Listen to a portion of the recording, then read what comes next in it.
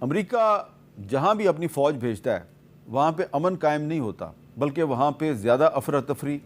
زیادہ بے چینی پیدا ہو جاتی ہے۔ 20 سال تک امریکی فوج افغانستان میں رہی، جب گئی تو جاتے ہوئے بھی اس پر خودکش حملے ہو رہے تھے، اور جب وہ چلی گئی اس کے بعد بھی خودکش حملے نہ صرف افغانستان میں ہو رہے ہیں بلکہ پاکستان میں بھی شروع ہو چکے ہیں۔ امریکہ کی فوج افغانستان میں اپنا اتنا اسلحہ چھوڑ گئی ہے کہ وہ اسلحہ جو ہے وہ اب بلیک مارکیٹ میں فروخت ہو رہا ہے اور اس پورے خطے کو ڈیسٹیبلائز کر رہا ہے، اور جو امریکی فوج کا اسلحہ ہے وہ پاکستان میں پاکستان کی ریاست کے خلاف استعمال ہو رہا ہے۔ اور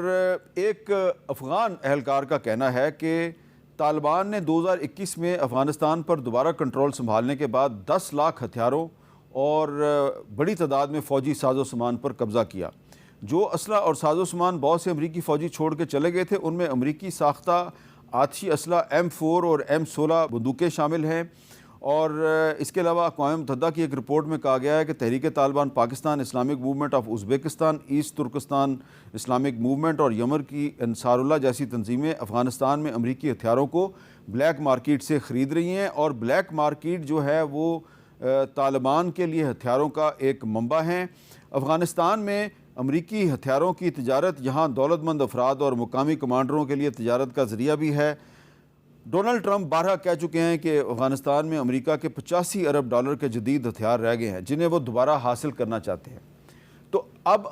جب ٹرمپ صاحب خود کہہ رہے ہیں کہ افغانستان میں ان کے 85 ارب ڈالر کے ہتھیار رہ گئے ہیں جن کو وہ دوبارہ حاصل کرنا چاہتے ہیں، کیسے حاصل کرنا چاہتے ہیں؟ آپ نے ڈونلڈ ٹرمپ کا ایک بیان تو سنا ہوگا، وہ کہتا ہے جی مجھے بگرام بیس دوبارہ چاہیے، تو وہ افغانستان واپس آنا چاہتا ہے۔ آپ چلے گئے بھائی، بھول جائیں افغانستان کو، لیکن وہ افغانستان واپس آنا چاہتے ہیں، اور یہی وہ نقطہ ہے جس کی کہ میں وضاحت کرنا چاہتا ہوں کہ ڈونلڈ ٹرمپ صاحب کو اپنی جو ماضی کی غلطیاں ہیں ان سے سبق سیکھنا چاہیے کہ وہ جہاں بھی جاتے ہیں، جہاں بھی فوج بھیجتے ہیں، وہاں پہ حالات خراب ہوتے ہیں۔ تو اب آپ افغانستان سے واپس چلے گئے، اب آپ وہاں پہ واپس آنا چاہتے ہیں، بھائی کیوں واپس آنا چاہتے ہیں؟ کچھ آپ کو خدا کا خوف کرنا چاہیے۔ اب ایک اور بھی خطہ ہے جہاں پہ امریکہ نے اپنی فوج بھیجی لیکن وہاں پہ حالات خراب ہو گئے۔ شاید بہت کم لوگوں کو یاد ہے کہ امریکہ نے صرف ویتنام میں نہیں، امریکہ نے صرف عراق میں نہیں، صرف افغانستان میں نہیں، بلکہ امریکہ نے لبنان میں بھی اپنی فوج بھیجی تھی۔ جی ہاں، 1958 میں امریکہ نے لبنان میں اپنی فوج بھیجی،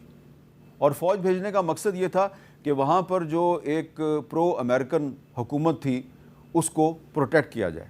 پھر اس کے بعد امریکہ نے 1982 میں بھی اپنی فوج لبنان بھیجی، اور جو لبنان میں جو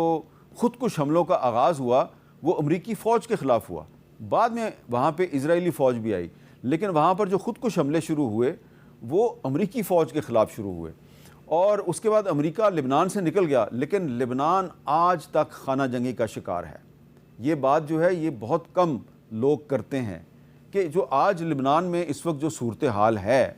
اس صورتحال کی وجہ یہ ہے کہ امریکہ نے 1958 میں جو اپنی فوج لبنان بھیجی تھی، اس فوج نے وہاں پر کچھ مخصوص گروپس تھے ان کو سپورٹ کیا، اور کچھ مخصوص گروپس تھے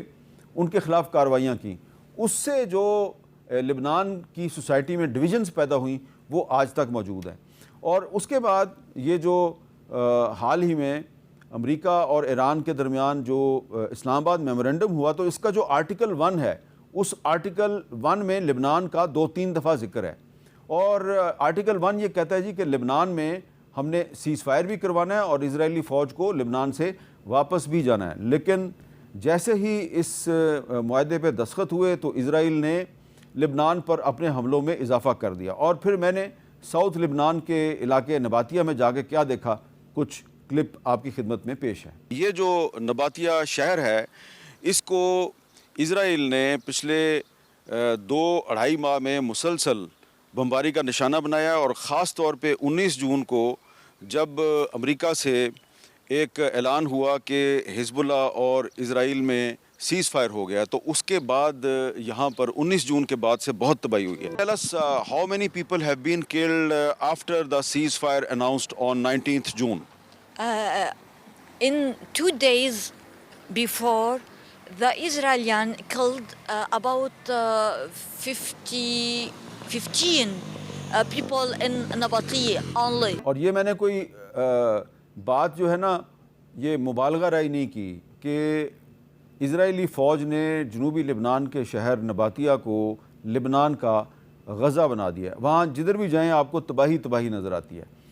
اور امریکہ جو ہے وہ اسرائیل کو لبنان پر حملوں سے نہیں روک سکا. یہاں پر میں ایک اور بات ضرور کرنا چاہتا ہوں کہ ایک طرف تو جو اسرائیل کی فوج ہے وہ لبنان میں جو یونائٹڈ نیشنز کے پیس کیپرز ہیں وہ اس پہ حملہ کرتے ہیں، اور دوسری طرف حزب اللہ کی طرف سے بھی لبنان میں جو یونائٹڈ نیشنز کے پیس کیپرز ہیں ان پر حملہ کیا جاتا ہے. یہ بات جو ہے یہ مجھے جو وہاں پر موجود یونائٹڈ نیشنز کے پیس کیپرز ہیں ان کے سورسز نے خود بتائی کہ ہم پر 2 حملے اسرائیلی فوج نے کیے ہیں، 2 حملے حزب اللہ کی طرف سے ہوئے ہیں، اور یہ جو ٹوٹل 4 حملے ہوئے ہیں اس میں ہمارے بہت سے فوجی شہید ہوئے ہیں اور مارے گئے ہیں، اور ہم اس کی انویسٹیگیشن کر رہے ہیں. میں آپ کو یہ بتا رہا ہوں کہ امریکہ کی فوج عراق میں جائے تو وہاں پہ داعش جنم لے لیتی ہے، امریکہ کی فوج افغانستان میں جائے تو وہاں پہ طالبان پہلے سے زیادہ مضبوط ہو جاتے ہیں، وہاں پہ ISKP بن جاتی ہے. امریکہ کی فوج لبنان میں جائے تو وہاں پہ حالات ایسے پیدا ہوتے ہیں کہ حزب اللہ ابھر کے سامنے آتی ہے. تو اب امریکہ جو ہے وہ چاہتا ہے کہ مشرق وسطیٰ سے اس کے فوجی اڈے ختم نہ ہوں، آبنائے ہرموز پہ اس کا کنٹرول قائم رہے. تو یہ جو امریکہ کی خواہش ہے اس کے پورا ہونے سے کیا دنیا کو امن ملے گا یا نہیں ملے گا؟